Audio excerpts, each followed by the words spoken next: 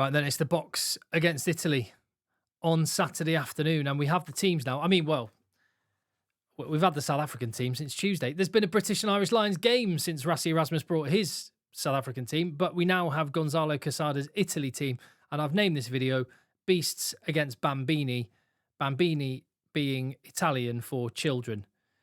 There are some young, fresh faces in this Italian side. Are they going to be lambs to the slaughter? That is the fear. But then again, maybe that's an irrational fear, because last week, how spirited, how brave was that Italy team? They dug so deep to get so close, closer than many, myself included, thought they would get. And I think, judging by the reaction post-match and the talk of frustration from Rassie Erasmus, I think Italy got closer than he anticipated or wanted. And he will be looking for a stronger performance from South Africa. Gonzalo Quesada will be hoping to finish on a high after a handy win against Namibia, a really spirited performance against South Africa last week, especially in that second half, which they won 21-14 in the second 40. How will they get on this week? I have a concern they're going to get crushed, but then I did have that concern last week. Maybe it is ill-founded. And actually, there's a lot of handy players there. Yes, they are resting some of their biggest names. There's no Juan Ignacio Brex. There's no Garbisi. There is no Capuozzo. There's no Monty Ioane. And there are others besides. Lorenzo Canoni was an injury from last week, so he's not involved. But I think the headline story is Mirko Belloni. 21 years of age, fullback. His first start, he came off the bench against Namibia a couple of weeks ago. He's starting against South Africa in South Africa, and he has... Do you know how many minutes of URC rugby he's played? 0. A big fat bagel. He's never played a minute of rugby for Zebre, and he is turning out against the world champions in South Africa. Unbelievable moment. And quite often you see this a lot, don't you? You know, young guys have no fear. Yeah, I'm sure he can go and mix it, but we're going to find out. And it's a baptism of fire, that is for sure. With no Juan Ignacio Brex, it would have been better for Italy if Mori was available in the centre. Zanon, I don't know. There's just... That back line particularly looks vulnerable. But then again, they did well last week. The pack, they've got some decent players there. Niccolo Canoni was big last week. Ferrari and Azzuri, absolute beast. And they've got Negri to come back in, to come and put it about. And Ross Vincent. So 2 guys with African connections playing in this one. That'll be special for them. Yeah, and they've got some decent players off the bench. And it's worth saying, because the Under-20s Championship is on at the minute. And man alive, if there were more hours in the day, I would do videos about the Under-20s Championship. There's loads of good rugby happening. And I'm not watching all of it, nearly all of it. I'm watching highlights and as much as I can. But there's just so much rugby on at the minute. It's really hard. But point being, that's where Mirko Belloni has come through and established himself. That's where Isakor, that's on the bench, has come through and established himself. Menoncello too. So Italy, over the last few years, have had some really good under-20s teams that are really competitive, taken some scalps, and we're seeing that translate into the first team with a lot of these young guys coming in and being of a much better standard than previous generations, hoping to take things on for Italy. I think this is going to be, the going is going to be tough for them this week. We'll see what they can do. I do have a combined 23-man squad. I'll go through South Africa, just remind you of their team. And then I'll, if you had access to all 23 Italians, all 23 South Africans, who would you pick? The Bok team, Willie le Roux getting his 100th cap is the headline story. The other headline story is the fact that, well, I'll put it like this. You can imagine Gonzalo Quesada goes into his Italy team meeting on Tuesday afternoon after Rassie Erasmus names his Bok team. And he says, guys, I've got great news to the Italian squad. They're all sat there. Got great news. This weekend, you will not have to play against Oxenche. You won't have to play against Eben Etzebeth or Lud Diaga or Damien Dialende or Jesse Creel or Cheslin Colby or Kurtley Arendse or Damien Willemse or Faf de Klerk. You don't have to play against any of them. Oh, awesome news. Brilliant. Who are we playing against?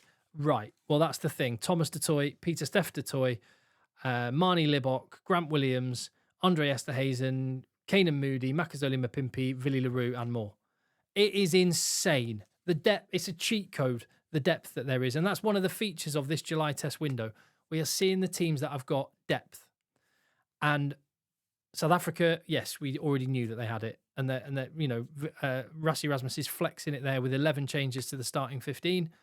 A load of new guys coming in on the bench, including a couple of potential debutants, 3 potential debutants in Klabakanye, tight head prop, Kobus Visa, and Ethan Hooker as well, who all look like class players. And you've got Evan Ruiz, who's kind of been sidelined outside the squad. He's coming in and he's got an opportunity as well.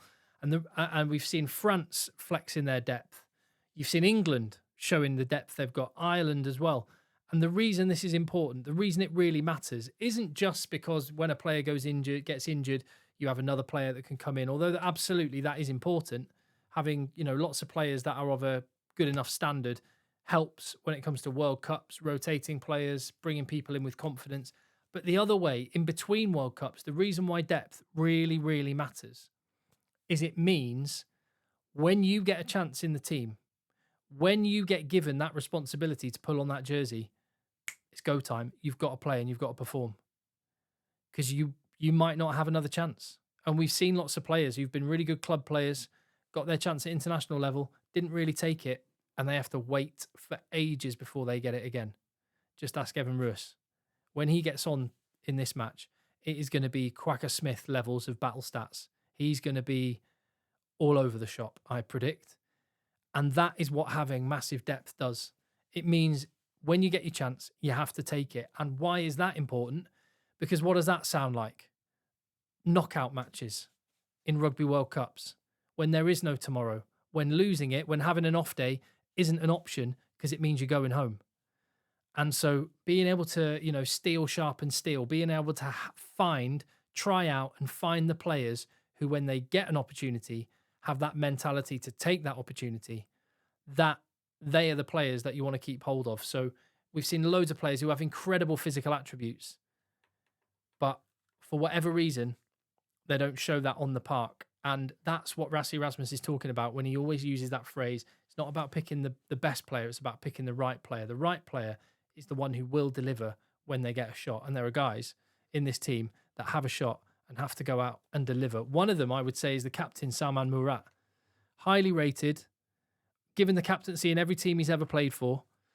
I would say he has not performed consistently at the level required. And with the amount of locks that there are in this box squad, 8 of them in the squad, and they're all really good, I'd suggest he's one of those players that has to take that captaincy, the leadership, and the performance out on the field, and has to go and start taking some names, throwing his weight around. Evan Ruiz on the bench would be another one.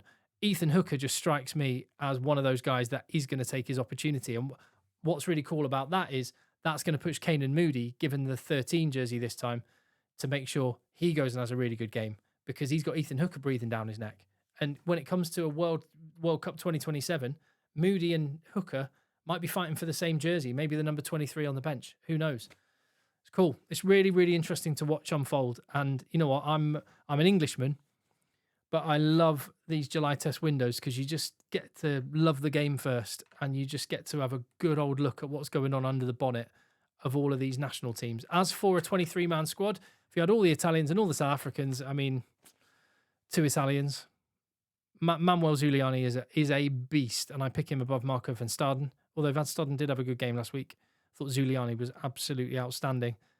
And Tommaso Menicello over Canan Moodie. Other than that, I cannot find a place for any Italian player. Tell me if you disagree. And when you look at that, South Africa should be winning, and they should be winning well. And they should have won well last week, and will be frustrated that they didn't. And I think that frustration may be taken out on the Azzuri this week.